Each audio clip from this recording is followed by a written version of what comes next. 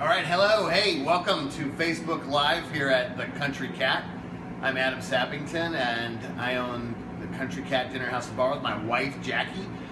We are a heartland comfort food restaurant that loves to cook pork all the day, all the night. You know, it's one of those things that it's one of the first animals that we butchered whenever we started. I started doing that back in 1997, you know, turned restaurant into a whole animal butchery program, and pork was the first one we started with. So my favorite cut of pork is the pork shoulder. So what I want you to do is, if you guys can reach out and tell me where you're coming from, or if you have questions, or if there's things that you all want to ask, you know, let us know where you're at. Hit me with the questions. I'm here to answer them. Let me know. But what I'm going to do is walk you through breakfast, lunch, and dinner with the pork shoulder and show you 3 very versatile recipes out of one muscle group. It's perfect for the kids. It's perfect for the one, you know, you cook it all in the beginning of the week and then you eat on it for the rest of the week.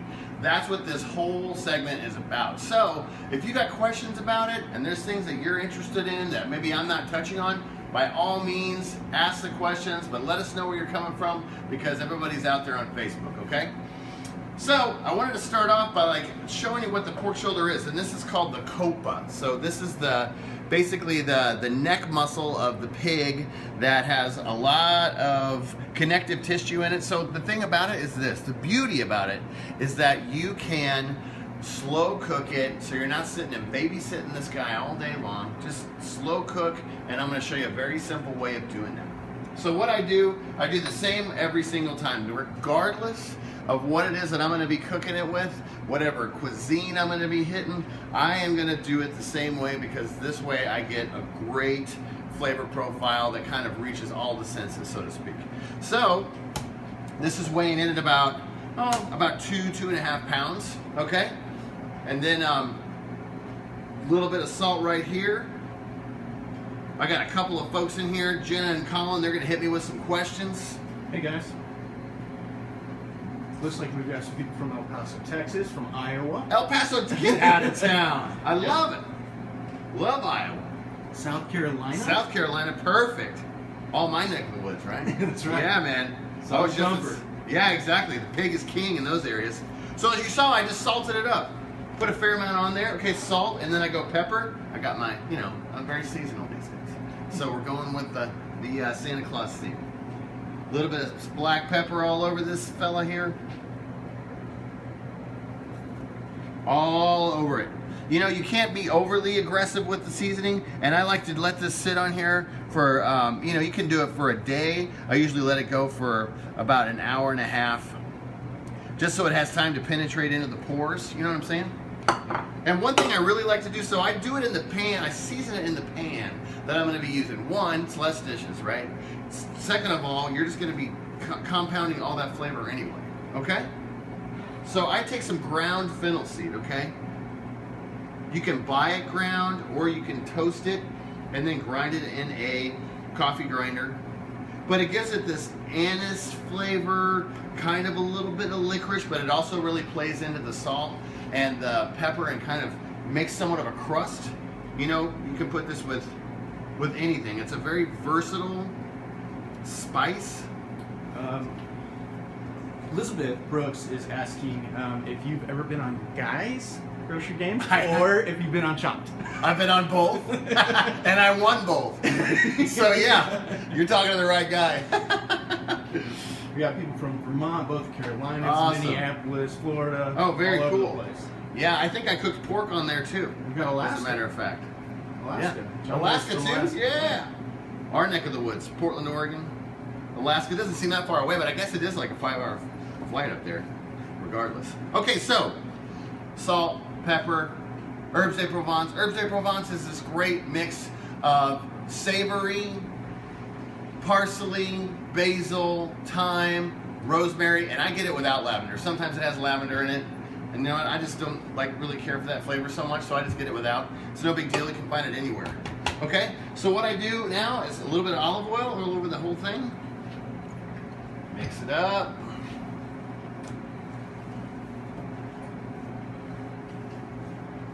Get it to where it's nice and coated.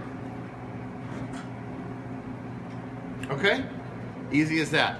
You can put it on a rack I didn't on this one because I wanted to make it as simple as possible. So we're gonna go right in the oven, 350 degrees for 2 hours. So when I get it to 145 degrees, use a thermometer. I usually look at it and pull it, you know, so it makes it so it's easy to pull apart. So while that's in there for just a minute, talk to us about your family and why something like this works for the family that you've got. So, you know, I have 2 boys. Atticus is 15, Quinn's 12.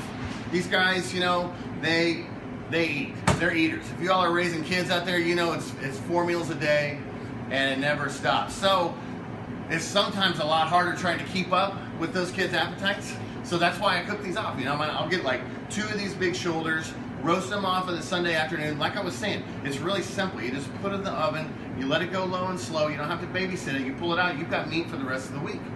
You know what I mean? So then I can formulate it into all different kinds of stuff. And that's what I want to show you by the breakfast, lunch, and dinner aspect of this whole segment. Because when you've got a big piece of shoulder like that, and you've got something as versatile as that cut, you can pretty much do anything with it. So we're going to do a taco with it first, a breakfast taco. But first of all, what I'm going to do is show you this after 2.5 hours, the power of TV or Facebook in this matter. It's been in there 2.5 hours. You can see it's got released some fat, but it's perfectly cooked and ready to go for any type of an application. Okay? So this first dish that I'm going to show you all is a taco that I swear I just came out of nowhere when I was thinking about it. Because what I was trying to do was utilize this pork shoulder, but also make it something that's fun for my kids to eat, you know? Something that they really want to think about and remember. So that's why I picked this. So the pork shoulder I'm going to pull right out of here. As you can see, it gets nice and caramelized. I didn't put a rack down. I like the caramelization personally. That's something that I'm going for. You don't have to do it that way, but it works out perfect for me. Okay? I get my non-stick pan right here and get it going. You get it going pretty darn hot, okay? That's what you want to do. And we're going to cook an egg on that guy. I like to use butter with this application with the egg because I think it lends itself better flavor. Sometimes I think, you know, it gives a sweeter flavor when you use butter to the eggs. So you start to get this melted down and nice and foamy. You know, it looks like there's a lot of fat on that pork shoulder. There's not really a ton of fat on there. It's the perfect ratio, 80-20 lean to fat for sausage. If I was going to take that piece raw and cut it up, and I was going to season it for sausage, I would not have to add any more fat to it at all because it's already set and ready to go. Okay. Another application you can do with pork. You know, you can buy all those type of attachments for your KitchenAid if you got one, and make it happen. Okay. Okay. So you can see the butter is nice and foamy. Break it like that. Okay. Turn it down just a bit. But I do like to get a little crust on there. So what I'm going to do is cut this pork shoulder right here, okay? And you can have this already pre-cut.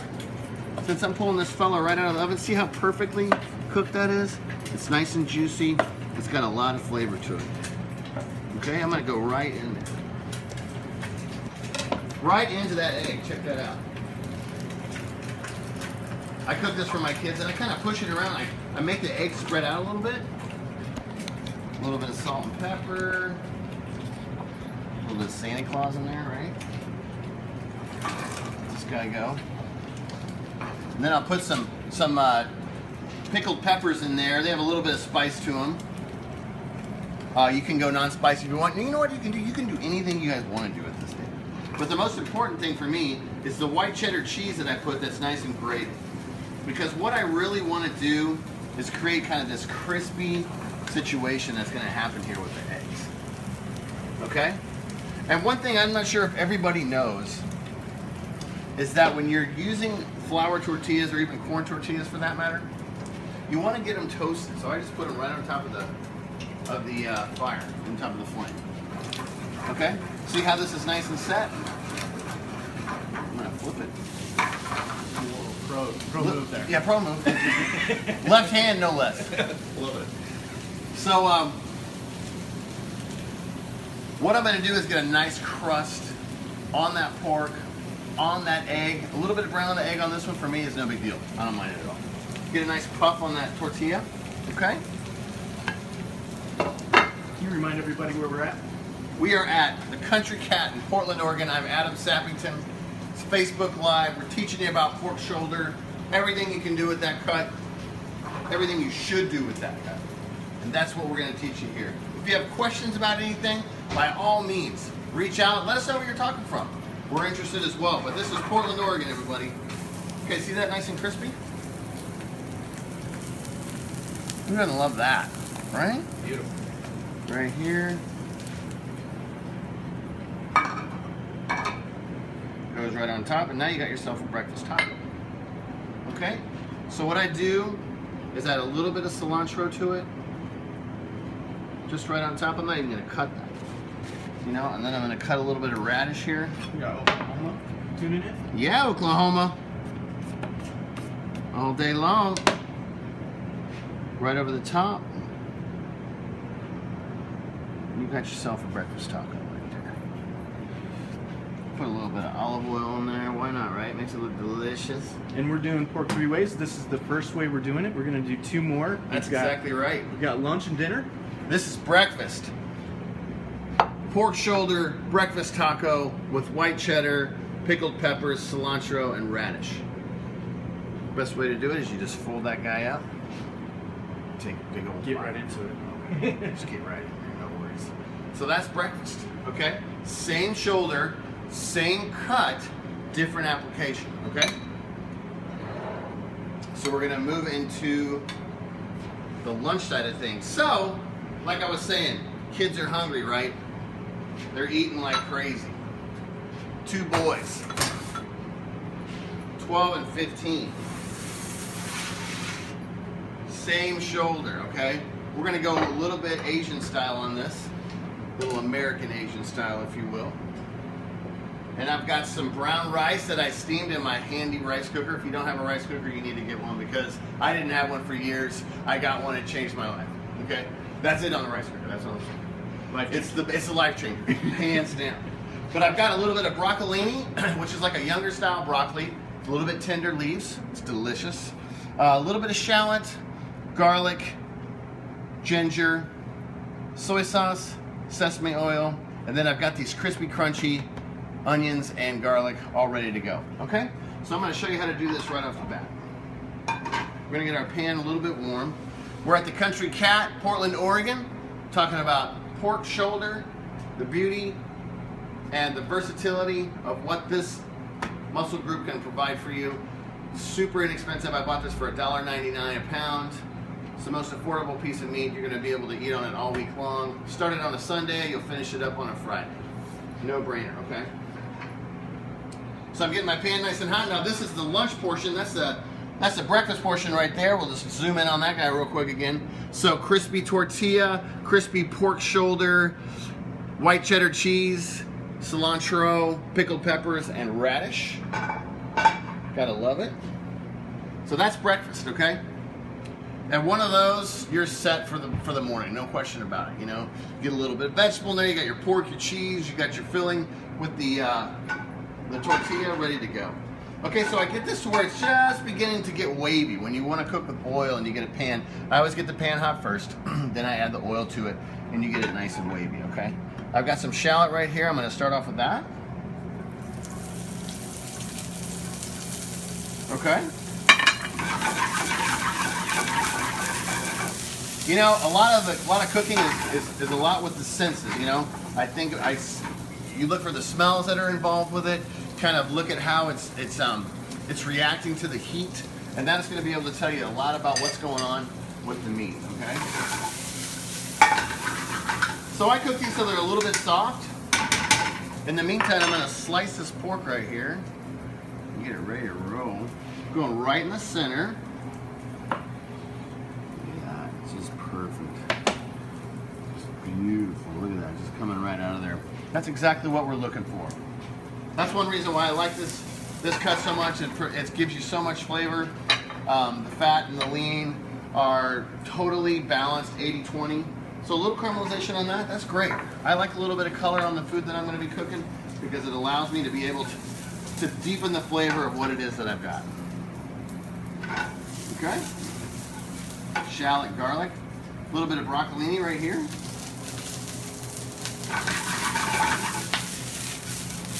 Saute this together.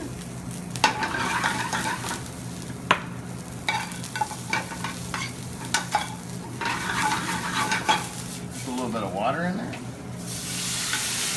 I want to pull that off the heat because I don't want it to flame up. If it flames up, it's going to taste kind of funky. Okay?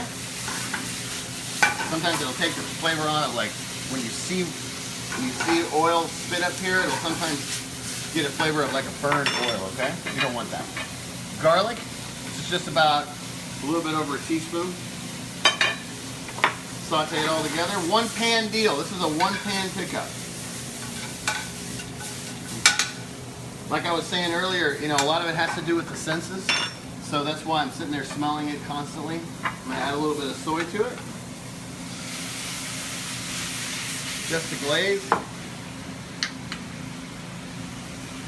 A little bit of sesame oil. Sesame oil is one of those things, a little bit goes a really long way. So you want to be real careful with it. Make sure you're not doing too much, okay? So I'm going to portion out some rice right now. We're just about there. Okay? So my ratio to rice is, this is 2 cups of rice. I'm sorry, 1 cup of rice to 2 cups of water. So no brainer. Okay, this is the lunch portion of our pork shoulder extravaganza, okay? Smell it, it's ready to go. I got a little sauce right there happening. Nice and healthy. A little bit of an Asian spin with the soy and the sesame. Okay, I'm gonna leave that in there. I'm gonna come right over here, I'm gonna slice the pork. See that nice crust on top of that? That's exactly what we want. Nice healthy portion for lunch. And again, we're using the same shoulder. Same shoulder. Same muscle that I used for breakfast. Eat a little bit of that one. Take my sauce I've got right here. I'm gonna add just a little bit of butter to it. Soften things up. Chinese American, right there. The soy reduced just a little bit. Right over the top. That garlic and the shallot caramelize down. Okay, I've got these nice crispy onions here and garlic. Start garlic first, just a little bit over the top.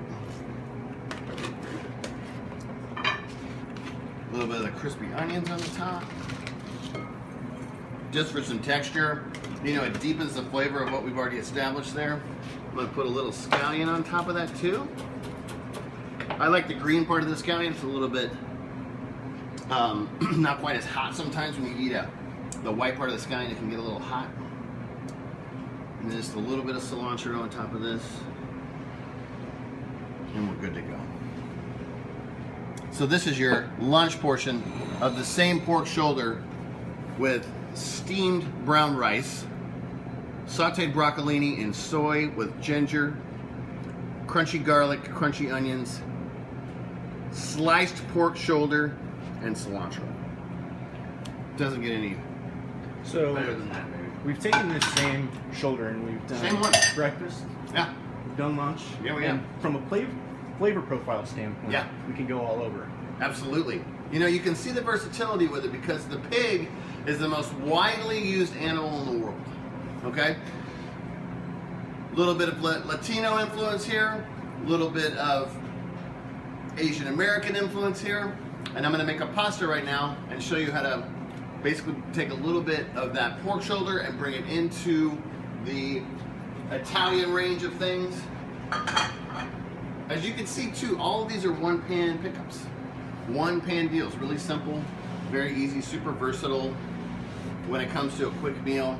Because it's quick, because you've already got your pork shoulder done. And I think that's the key that I really want to push here, is that when you're cooking, and you're cooking for families and everybody's super busy, and all we're looking for is the opportunity to spend more time with our family, maybe a little less time in the kitchen. This is why you want to buy a pork shoulder like this, because you want to show the variance that you can do, and you also want to show the ability that one muscle group can provide for 3 different types of cuisine for 3 different meal periods. And that's the kind of the key for me. That's the beautiful part of it. Okay? So what I'm going into next is I've got this beautiful pork shoulder that we've been talking about. We've been raving about this thing. All right? Raving about it in the taco, raving about it in the rice bowl. Now we're going to turn it into a pasta dish, okay? And one thing I like to do with this is I like to kind of bring all of these flavors together, and I like to caramelize this pork down, okay? So I'm going to start off with a little bit of butter and olive oil as a mix.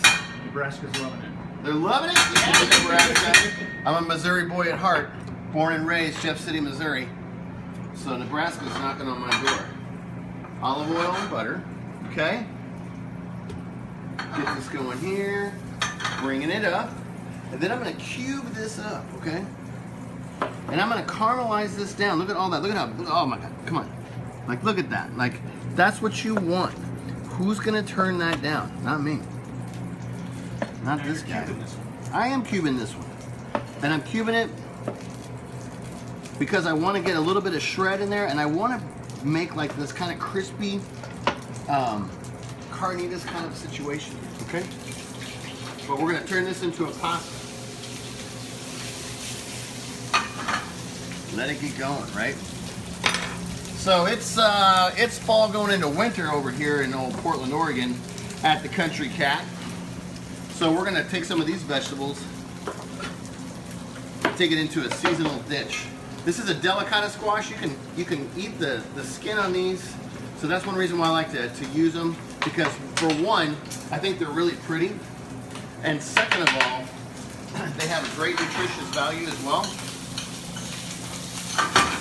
And it's a nice vegetable to be able to cook for your kids and just to bring some light into this whole dish. Because, you know, in the wintertime, it gets pretty dark around here.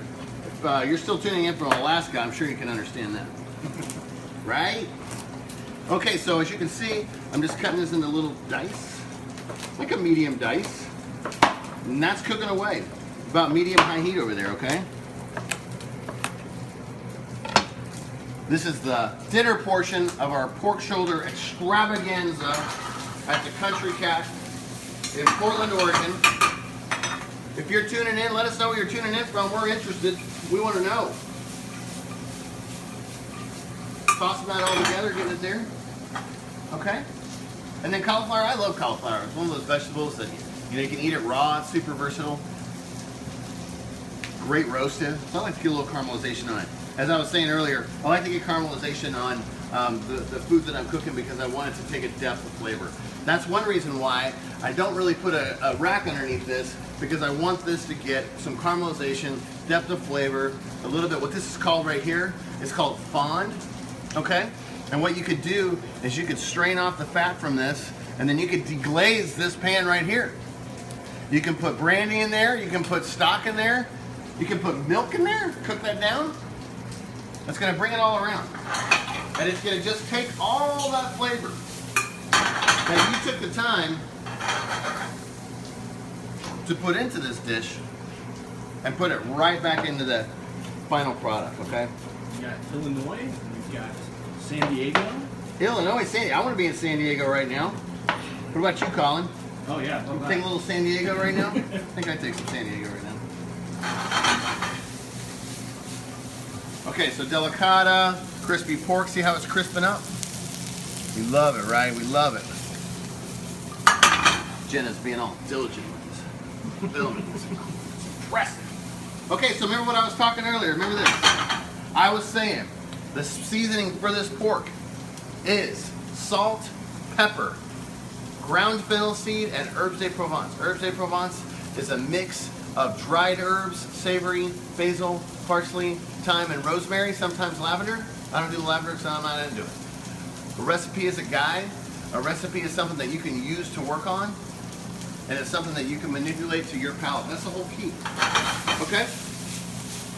So what I'm going to do is this. That's what I'm doing, Colin. Pork Central, Des Moines, Iowa. Pork Central, Des Moines, Iowa. Here's to you, baby. I'm going to take these same flavors that I was telling you I seasoned everything with, and I'm going to put them right back into it. So I'm going Herbe de Provence, ground fennel seed, salt, and pepper. And that is going to be a good start of my base here. Cooking is one of those things where you've got to get the senses in there. See how I'm moving at the same pace? Check that out, Colin. What do you think? You guys have any music going for this? Smoother moves. You guys, yeah, left hand too. Left hand, no worries. One thing I want to talk to you about is this. When you're using pasta and you're cooking with pasta, save the water. The water has all the body and starch that pasta had. See what I'm saying? So you want to put that back in your dish to make it work. And sometimes these guys need a little bit of help. They need a little bit of love. So you can moisten them up a little bit with some of this action. Pull it away from the heat and start to reduce that down. And what you're going to see is you're going to see that start to get nice and full-bodied, okay? Classic combination. Lemon, zest. Okay? Look at that. See how it's getting thick? And that's all natural pasta water. That's only going to expand the flavors that we're putting in there right now. Okay, so I'm turning that dude down. A little bit of St. Paul, Minnesota says hi. Hello, hello, hello. Lemon zest. And I'm going to finish it off with lemon juice here in just a second, but since I got it out, I was going to cut it. I'm going to put a little parsley in there. You know, a lot of people are against parsley stems. I think parsley stems have a lot of great flavor. So I'm going to go right in there. I'm doing kind of a rough chop on this parsley. A lot of the times you can ask the cooks, I like to see everything that we've got here, you know. I think all these things kind of add to it. All right, see? So now we got some body coming in. All right, a little bit of body in there. So there's my base. Okay, I'm gonna taste it. What do you think, Colin? You taste it? Oh yeah, it's right there. Beautiful. You can add chili flake to this if you want. You can add cheese to this if you want. I'm not, because I'm going purity, man. A little more water. Pasta water, that is. All kinds of starch. Going right in. My pasta. And you can see it's primarily pork. The pork shoulder. The delicata. The cauliflower. A little bit of butter, which is what I started this off with. A little bit more olive oil, which is what I started it off with. I'm a big fan of black pepper because that's what I like. Put a little black pepper in there. Okay? So now, I'm getting ready to plate this guy. So, same pork shoulder. 3 different meal periods. 3 different preparations of the same piece of meat that we cooked. It's the most versatile piece, in my opinion, of the entire animal, which is the almighty pig. It offers us 3 different great opportunities to show it off in all of its glory.